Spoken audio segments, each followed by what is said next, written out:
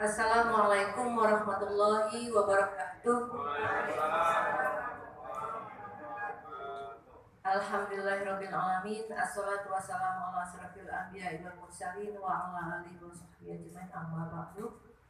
Yang terhormat Bapak Dr. Andes Dhani Maulana MSI, yang saya hormati Bapak Syarif Barom selaku Kepala Min 3 dan Pak Syarif selaku Sekjen,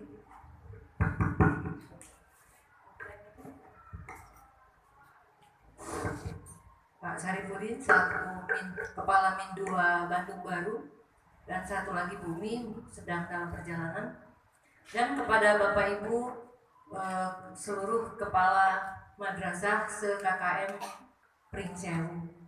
Alhamdulillah, syukur kepada Allah Subhanahu wa taala kita pada hari ini bisa dipertemukan di hari kedua masih dalam keadaan sehat walafiat, sehingga kita bisa melaksanakan tugas dan kewajiban kita sebagaimana biasa.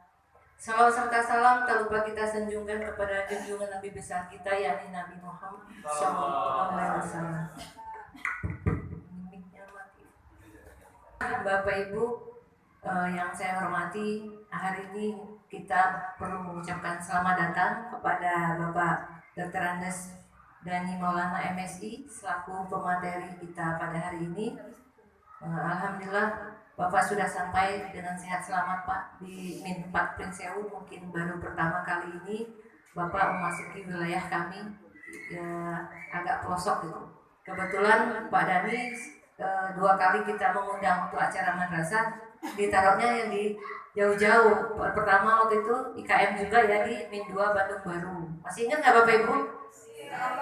Ya, Bapak ini juga yang memberikan materi. Dan kedua, ditaruh lagi di sini agak pelosok juga Pak. Ada 2 Pak yang pinggir jalan, tapi madrasahnya masih dibongkar. Yang satunya yang Min 3 pasar masih ada kegiatan, sehingga tidak bisa ditempatkan di pinggir jalan. Jadi sekali lagi kami juga mohon maaf, karena mungkin Bapak Ibu dalam hatinya pasti, loh kok di Min 4 sih lokasinya, karena kejauhan. Tapi Bapak Ibu nanti seperti yang disampaikan oleh Pak Sahril, walaupun di pelosok, kita nanti di sini banyak wisata ya. Nanti mungkin Bapak Ibu yang belum pernah masuk ke sini akan meninjau wisatanya ya. Jadi ini aset Min 4, banyak wisatanya.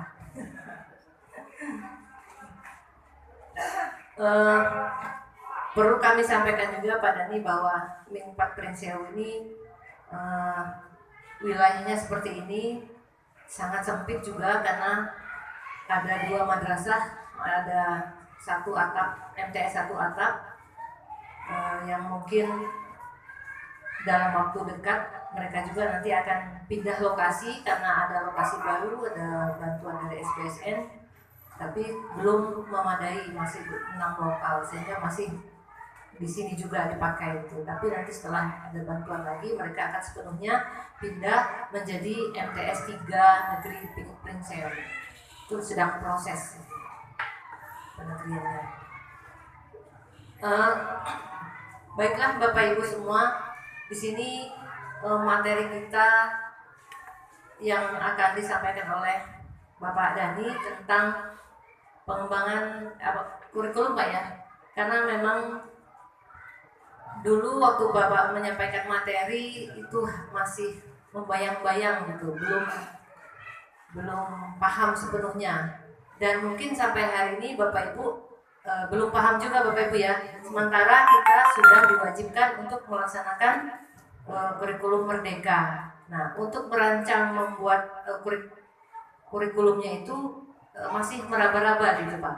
Takut salah, kita buka downloadan kok masih draftnya itu masih belum jelas gitu, sehingga hari ini alhamdulillah syukur sekali kita ada kegiatan ini supaya kurikulum kita benar-benar gitu hasilnya, isinya bisa kita jalankan, jadi tidak lagi istilahnya mengadopsi atau meraba-raba. Jadi ingin sekali kami mendapatkan 2 hari ini tentang kegiatan tentang kurikulum merdeka. Terus terang Pak, dari CP memang kita download sudah ada CP-nya, tapi untuk merumuskan TP-nya itu yang masih guru-guru belum sepenuhnya memahami, dan kepala-kepalanya juga mungkin masih meraba-raba juga gitu, sehingga sulit untuk menjelaskan kepada guru-guru karena kepala-kepalanya belum paham sepenuhnya. Maka hari ini rugi rasanya kalau Bapak Ibu tidak hadir, terutama kepala-kepala, karena memang ini materi untuk kepala-kepala supaya kita menyampaikan nanti kepada guru-guru kita seperti apa kita mendesain kurikulum kita. Nah, hari ini dan besok kita akan mendapatkan materi pencerahan tentang kurikulum merdeka supaya setelah selesai acara ini kita bisa melaksanakannya di sekolah kita masing-masing. Bapak Ibu sekalian, hari ini saya diberikan amanat untuk membawakan 2 materi terkait kurikulum dan kewirausahaan. Mau yang mana duluan? Kurikulum, boleh. Kira-kira kendala apa yang ada di kurikulum? Di mananya yang kurang begitu dipahami? Apa semuanya? Semuanya. Belum tahu. Bapak Ibu sekalian, terkait kurikulum merdeka, hal-hal yang berubahnya ya saya ulangi lagi, mau tidak mau saya ulangi lagi. Apa yang menjadi berubah di kurikulum ini? Pertama, kalau kita bicara kurikulum merdeka, itu afektif religius, sikap keagamaan. KI 2 itu afektif sosial, sikap bermasyarakat, bersosialisasi. KI 3 itu kognitif, KI 4 itu pengetahuan. Nah, di kurikulum ini KI 1 dan KI 2 hilang, jadilah profil pelajar Pancasila. Jadi KI 1 dan KI 2 hilang, namanya berubah menjadi profil pelajar Pancasila. Profil pelajar Pancasila ini merupakan SKL, standar kompetensi lulusan. Jadi kalau dulu standar kompetensi lulusan itu berapa nilai kognitif, berapa nilai psikomotor, kalau sekarang standar kompetensi lulusan itu karakter anak udah berubah atau belum? Gitu. Karena masalah nilai, masalah angka kan bisa dikondisikan, tapi namanya karakter kan sulit. Gitu. Ya saya agak sependapat juga sih dengan kurikulum ini. Dalam pendidikan Islam, adab itu kan nomor 1. Makanya adab, etika, akhlak itu nomor 1 harus diutamakan. Berubah adab itu yang lebih sulit daripada memberitahu anak. Gitu. Kalau cuma pengetahuan, anak baca sendiri aman. Tapi ngasih masalah etika, masalah akhlak, masalah sopan santun itu kan hal yang sulit. Gitu. Jadi profil pelajar Pancasila di kurikulum ini merupakan standar kompetensi lulusan. Oleh karena itu, dasar anak lulus dari sekolah kita, karakternya sudah lebih baik atau tidak. Itu yang paling penting. Dan harapannya atau konsekuensi logis dari statement itu, harapannya Bapak Ibu, visi misi sekolah kita disesuaikan. Jadi pada saat Bapak Ibu melihat visi misi kita tuh udah diperbaiki kapan gitu. Karena kalau kita bicara visi misi sekolah, itu kan harus sesuai dengan tuntutan zaman. Dulu tahun 70-an anak sudah bisa ngetik pakai mesin tik aja udah bagus gitu kan. Tapi di tahun 90-an sekarang kan udah ngetik pakai komputer. Tahun 2020 ini anak tidak perlu lagi pakai komputer, dengan HP pun apapun bisa jalan gitu. Sekarang anak-anak sekarang lebih canggih, mereka mau jualan barang apapun lewat HP sudah bisa dia modifikasi sedemikian rupa sehingga jualannya menarik. Dan sekarang banyak ibu-ibu yang buka toko tidak di pasar, tidak di mall, buka toko itu sekarang di rumah pakai HP gitu. Nah ini kan tuntutan zaman berubah. Bahkan kalau saya lihat, kenapa kan kita selalu punya asumsi, kenapa ganti menteri, ganti kurikulum, kan selalu gitu asumsinya. Sebetulnya poinnya bukan di situ. Zaman ini sekarang berubah terus. Anak kita mau dididik dengan gaya apa? Kalau tidak salah, Sayyidina Ali pernah menyatakan, didiklah anakmu supaya dia siap hidup pada zamannya, kan begitu. Itu yang kemudian diambil alih oleh Ki Hajar Dewantara. Ki Hajar Dewantara, kalau mau mendidik anak, gunakanlah masa depan dia seperti apa cara mendidiknya. Jangan gunakan mendidik anak dengan masa depan masa lalu kita. Kalau mendidik anak dengan gaya masa lalu kita, maka anak kita bukannya maju, malah mundur. Makanya Pak Anies Baswedan dulu sempat cerita, kenapa pendidikan harus demikian cepat? Kata Pak Anies Baswedan, waktu saya dulu SD di Yogyakarta, melihat tukang pos yang keliling kampung pakai motor warna oranye, kayaknya udah gagah banget waktu itu. Mungkin ada yang pernah ngalami? Melihat tukang pos keliling kampung pakai motor warna oranye. Tapi mohon maaf Bapak Ibu, sekarang tukang pos sambil hilang. Udah gak ada lagi yang pakai wesel pos kan? Orang sekarang transfer udah pakai HP gitu kan? Dulu kayaknya udah dapat wesel pos itu kayak udah ketiban rezeki gitu dari mana? Ya Bapak lagi zaman kuliah dulu gitu. Ini kondisinya. Jadi berbicara tentang kurikulum ini, kenapa kurikulum harus berubah? Karena tuntutan zaman sudah berubah. Nah, tuntutan zaman sekarang kita yang dihasilkan oleh anak-anak kita, bukan anak-anak yang nilai kognitif psikomotoriknya bagus, tapi yang paling penting adalah karakternya, sikapnya, wataknya. Saya punya cerita, ada seorang mahasiswa Indonesia, dia sekolah di Prancis, setelah sekolah di Prancis kemudian dia kerja. Nah, selama dia sekolah, selama dia kerja di Prancis itu dia suka naik tren ya, naik kapal, kereta, naik tren, naik KRL lah kalau di Jakarta gitu kan, naik kereta. Dia tahu celah bagaimana caranya naik kereta supaya dia nggak bayar. Itulah orang Indonesia kan, selalu cari hal-hal yang menguntungkan gitu. Cari kesempatan dalam kesempitan gitu kan. Nah, orang Indonesia yang di Malaysia ini selama kuliah dia cari celah untuk naik kereta di mana supaya tidak bayar. Akhirnya dia tidak bisa. Sehingga kuliah dia selesai, kemudian dia kerja. Nah, pada saat dia mau pindah kerja, ternyata dia ketangkep oleh kamera, ketahuan dia curang. Pada saat naik kereta itu baru dia ketahuan. Akhirnya pada saat dia mau daftar kerja, ada laporan di kepolisian bahwa orang ini pernah ketangkep kamera 1 kali, dia tidak bayar karcis, dan itu nyebar kemana-mana. Akhirnya banyak perusahaan yang menolak dia untuk kerja di situ.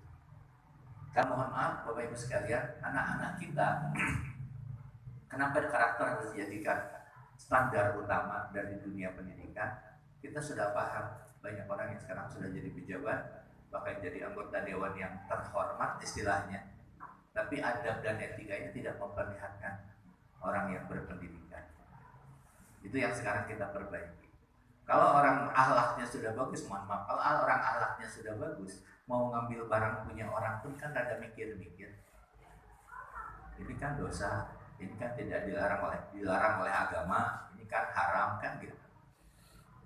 Tapi sekarang yang jadi pejabat, yang jadi anggota dewan, apa ada adab seperti itu? Apa ada akhlak seperti itu?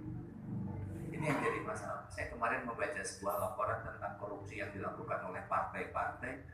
Itu yang dikorupsi bukan jut-jut lagi, udah triliunan. Dimensi dari profil pelajar Pancasila: beriman, bertakwa kepada Tuhan Yang Maha Esa dan berakhlak mulia, kebinekaan global, gotong royong, kreatif, kritis, mandiri. Ini adalah 6 dimensi. Kalau perlu filenya nanti minta file ke saya aja, nanti saya bagikan. Kalau ada flash list lebih bagus, saya kasih tahu semua materi-materinya, termasuk aturan-aturan yang terbaru. Tinggal Bapak IQ-nya Pentium 10 semua.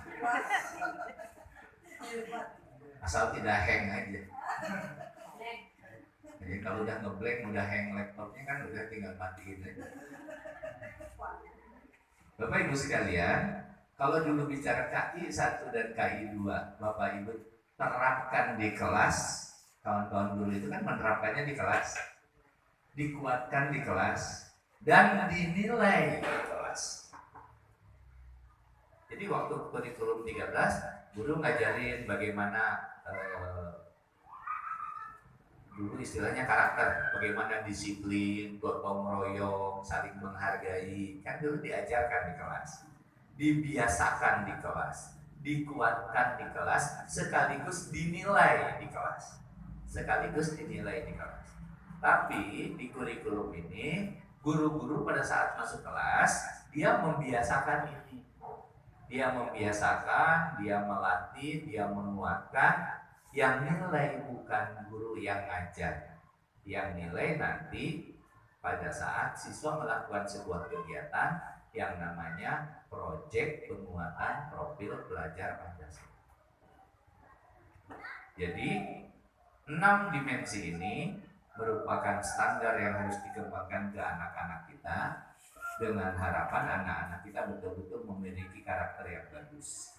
Diterapkan di kelas, dibiasakan di kelas, dikuatkan di kelas, tapi dinilai nanti dalam bentuk proyek. Nah, dalam 1 tahun sekolah melaksanakan 3 proyek. Dalam 1 tahun sekolah melaksanakan 3 proyek. Proyek yang dilaksanakan di sekolah tersebut membawa tema-tema proyek. Ini ada untuk SD, untuk MIS ya, tidak ya. Jadi levelnya level SD kan. Untuk level SD di sini ada nomor 5 hilang. Jadi hanya 6 saja. Gaya hidup berkelanjutan, kearifan lokal, Bhinneka Tunggal Ika, bangunan jiwa raganya. Nah, nomor 5 di SD tidak dipakai. Suara demokrasi itu biasanya digunakan untuk pemilihan ketua OSIS. Di SD kan belum ada ketua OSIS. Jadi yang ada nomor 6 dan 7. Jadi semuanya hanya 6 tema. Jadi pada saat di sekolah nanti akan menentukan 3 proyek dalam 1 tahun. 3 proyek dalam 1 tahun. Proyek ini ngambil dari tema-tema yang ada di sini. Harapannya selama anak kita sekolah, anak sudah mengalami tema-tema proyek ini. Selama anak kita sekolah, anak mengalami tema-tema dalam proyek ini. Sebentar, saya ada yang lupa, takut saya salah. Tema yang pertama gaya hidup berkelanjutan. Dari tema itu dicari topik yang kemudian dijadikan judul. Saya ambil contoh dulu deh supaya rada nyambung. Gaya hidup berkelanjutan, filosofinya bagaimana membuat bumi, lingkungan sekitar kita memiliki aspek keberlanjutan buat hidup manusia. Dengan kata lain, bagaimana membuat lingkungan ini lestari, bagaimana membuat bumi ini lestari sebagai tempat kelangsungan hidup manusia. Nah, kira-kira apa yang merusak lingkungan sekarang ini? Ada ide Bapak Ibu, yang merusak lingkungan sekarang ini apa kira-kira? Sampah, polusi, apa lagi? Apa namanya? Bukan erosi, itu memang digerus, tandanya reklamasi. Jelas merusak segala-galanya. Nah, Bapak Ibu sekalian, jadi dari tema diambil topik yang dijadikan judul. Tadi kan topik gaya hidup kan banyak, sampah dan segala macamnya, sampah, polusi, penggundulan hutan, penebangan hutan, longsor, banjir kan itu contohnya. Nah sekarang dari sekian banyak topik, mana yang mau dijadikan judul? Misalnya sampah. Pada saat sampah dijadikan judul, jadilah judul upaya penanggulangan sampah di sekolah. Atau mau pakai judul yang agak bombastis. Kemarin saya punya sekolah dampingan di pesisir barat, judulnya langsung Detektif Sampah. Padahal ceritanya ya cuma nulis sampah lah, nulis sampah gitu. Jadi